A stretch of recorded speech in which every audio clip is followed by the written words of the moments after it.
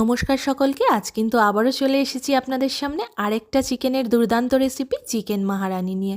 তো চলুন দেখে নিই কীভাবে বানিয়ে নেব আমরা একদম রেস্টুরেন্ট স্টাইলের এই চিকেনের রেসিপিটা। প্রথমেই আমি নিয়ে নিয়েছি কিন্তু 700 গ্রাম মতো হাড়ওয়ালা চিকেন, ভালো করে ধুয়ে পরিষ্কার করে এটাকে আমি 2 ঘন্টা মতো ম্যারিনেট করে রেখেছিলাম। 1 চামচ আদা বাটা, 1 চামচ রসুন বাটা, হাফ চা চামচ মতো চিলি ফ্লেক্স, হাফ চামচ কাঁচা লঙ্কা বাটা, সামান্য একটু কাসুরি মেথি হাতে ক্রাশ করে দিয়ে দিয়েছিলাম। তারপরে দিয়ে দিয়েছিলাম সামান্য লবণ। লবণটা আপনারা কম করেই এই সময় ইউজ করবেন, কারণ দইয়েও লবণ থাকবে আর পরে কিন্তু রান্নাতেও আমার লবণ ইউজ করতে হবে, সেই বুঝে আপনারা লবণটা এখানে ইউজ করবেন। তারপরে আমি দিয়ে দিয়েছিলাম কিন্তু 100 গ্রাম মতো টক দই। টক দইটা দেওয়ার আগে আপনারা একটু ফেটিয়েও দিতে পারেন। আমার টাইম ছিল না বলে আমি এখানে ডাইরেক্টলি টক দইটা দিয়ে দিয়েছিলাম। আর এখানে মনে রাখবেন চিকেনের পিসেসগুলো একটু বড় করে কিন্তু কাটতে হবে। তারপরে আমি দিয়ে দিয়েছিলাম 1 চামচ গোলমরিচ গুঁড়ো, 1 চামচ কাশ্মীরি লঙ্কার। এই সব কিছু দিয়ে কিন্তু চিকেনটাকে ভালো করে ম্যারিনেট করে নিতে হবে। মাথায় রাখবেন চিকেনটা ম্যারিনেট করে আপনারা যতটা টাইম রাখতে পারবেন আপনার রান্নার টেস্ট কিন্তু ততটাই ভালো হবে, আর চিকেনটাও খুব সফট আর জুসি হবে। আর এইভাবে চিকেনটাকে ম্যারিনেট করবেন যাতে প্রত্যেকটা চিকেনের পিসের মধ্যে কিন্তু ভালোভাবে মশলা ঢুকে যায়। আর আপনাদের হাতে 2 ঘন্টা সময় না থাকলে অ্যাটলিস্ট আধ ঘন্টা মতো চিকেনটাকে ম্যারিনেট করে ঢেকে রেখে দেবেন। তারপরে কিন্তু এই গোটা মশলাগুলো দিয়ে ড্রাই রোস্ট করে একটা গুঁড়ো মশলা বানিয়ে নিতে হবে। আর বানিয়ে নিতে হবে একটা পেস্ট, যেখানে কিন্তু আমাদের দিতে হবে 10 থেকে 12টা মতো কাজু বাদাম, 1 চামচ পোস্ত, 1 চামচ চারমগজ, সামান্য একটু চিনেবাদাম আমি এখানে ইউজ করেছিলাম। আপনারা মনে করলে এটা স্কিপ করতে পারেন। আর এই পেস্টটা আপনারা অতি অবশ্যই একটু দুধ দিয়ে বানাবেন, জল ইউজ করবেন না। মালাইওয়ালা দুধ যদি বাড়িতে থাকে তাহলে দুধই ইউজ করার চেষ্টা করবেন। আর গ্রেভিটা বাড়ানোর জন্যে আমি কিন্তু এখানে 4টে মতো পেঁয়াজ ইউজ করেছিলাম। আপনাদের যদি মনে হয় আপনারা বেশিও ইউজ করতে পারেন, আর মনে হলে কমও পেঁয়াজ ইউজ করতে পারেন। এবার ওই কুচিয়ে রাখা পেঁয়াজটা কিন্তু আমরা ভেজে নেব হালকা ব্রাউন হওয়া পর্যন্ত। যখন দেখবেন হালকা ব্রাউন হয়ে সেদ্ধ হয়ে এসছে তখন কিন্তু সামান্য একটু চিনি দিয়ে চিকেনটা দিয়ে দেবেন এবং ঢেকে 4 থেকে 5 মিনিট চিকেনটা রান্না করার পরে দেখতে পাবেন চিকেন থেকে কিন্তু বেশ খানিকটা জল ছেড়ে এসছে। এখানে কিন্তু আমি এক্সট্রা কোনো জল ইউজ করিনি, কারণ দই আর চিকেন থেকে যে জলটা ছাড়বে সেটা দিয়েই কিন্তু আমার চিকেন কুক হয়ে যাবে ভালোভাবে। এক্সট্রা কোনো জল আমাকে ইউজ করতে হবে না। এবার আমি দিয়ে দিলাম কাজু বাদামের পেস্টটা কিন্তু একটু ঠিক করে বানানোর চেষ্টা করবেন, তাহলে রান্নার স্বাদটা কিন্তু আরও ভালো হবে।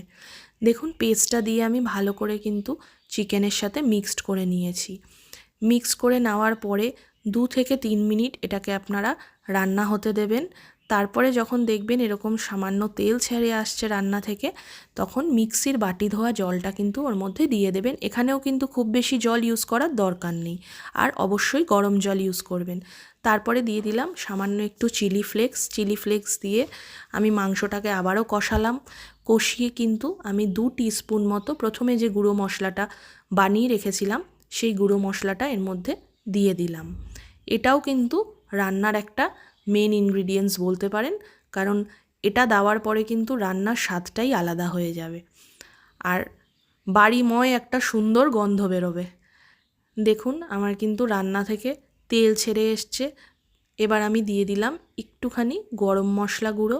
এটা আপনারা না দিলেও পারেন, আমি সামান্য একটু ইউজ করেছিলাম, আপনারা যদি মনে করেন নাও দিতে পারেন, কারণ গরম মশলাটা যেটা আমি গুঁড়ো মশলা দিয়েছি ওখানে কিন্তু সব রকম গরম মশলাই রয়েছে, এটা দেওয়ার প্রয়োজন নেই, তাও আমি একটুখানি দিয়েছিলাম রান্নার রিচনেসটা বাড়াতে। দেখুন রান্না থেকে কিন্তু একদম তেল ছেড়ে গিয়েছে। যখন দেখবেন রান্না থেকে এরকম তেল ছেড়ে গিয়েছে বুঝবেন রান্নাটি প্রায় হয়ে এসেছে। আমি যেহেতু চিকেনটা 2 ঘন্টা ধরে ম্যারিনেট করে রেখেছিলাম, আমার চিকেন সেদ্ধ হতে কিন্তু খুব বেশি সময় লাগেনি। আপনারাও ওই জন্য চেষ্টা করবেন অ্যাটলিস্ট 2 ঘন্টা মতো ম্যারিনেট করে চিকেনটাকে রেখে দিতে। এবার আমি সামান্য একটু চিনি অ্যাড করলাম ফ্লেভারটাকে ব্যালেন্স করার জন্যে। আর প্রথমেই আমি বলে দিয়েছিলাম খুব বেশি জল এই রান্নাটি করতে আপনারা ইউজ করবেন না, কারণ দই আর চিকেন থেকে কিন্তু বেশ খানিকটা জল ছাড়বে এবং চিকেন কিন্তু সেই জলেই সেদ্ধ হয়ে যাবে। এক্সট্রা কোনো জল আপনাদের অ্যাড করার প্রয়োজন নেই। এবার আমি সামান্য একটু চিলি ফ্লেক্স আর কাসুরি মেথি কিন্তু দিয়ে দিলাম নামানোর আগে। এটাকেও ভালো করে মিক্সড করে নিতে হবে। আর আমি অ্যাড করেছিলাম সামান্য একটু গোলমরিচ গুঁড়ো। গোলমরিচ গুঁড়োটা কিন্তু আপনারা স্কিপও করতে পারেন, যদি বাচ্চারা খাবে বলে মনে করেন তাহলে আপনারা গোলমরিচ গুঁড়োটা স্কিপ করে দিতে পারেন। আমার গোলমরিচের ফ্লেভারটা খুব ভালো লাগে বলে আমি নামানোর আগে সামান্য গোলমরিচ দিয়েছিলাম। এবার এটাকে আমি একটা সার্ভিং প্লেটে কিন্তু নামিয়ে নিচ্ছি। আপনারা দেখুন চিকেনটা কিন্তু একদম রেস্টুরেন্ট স্টাইল দেখতে হয়েছে এবং খেতেও কিন্তু অসাধারণ হয়েছিল। আপনারা কিন্তু অতি অবশ্যই এটা একবার ট্রাই করে দেখবেন বাড়িতে, আশা করি আপনাদের খুব ভালো লাগবে। রুটি বা নানের সাথে এটা ট্রাই করবেন, তাহলে আরও বেশি ভালো লাগবে।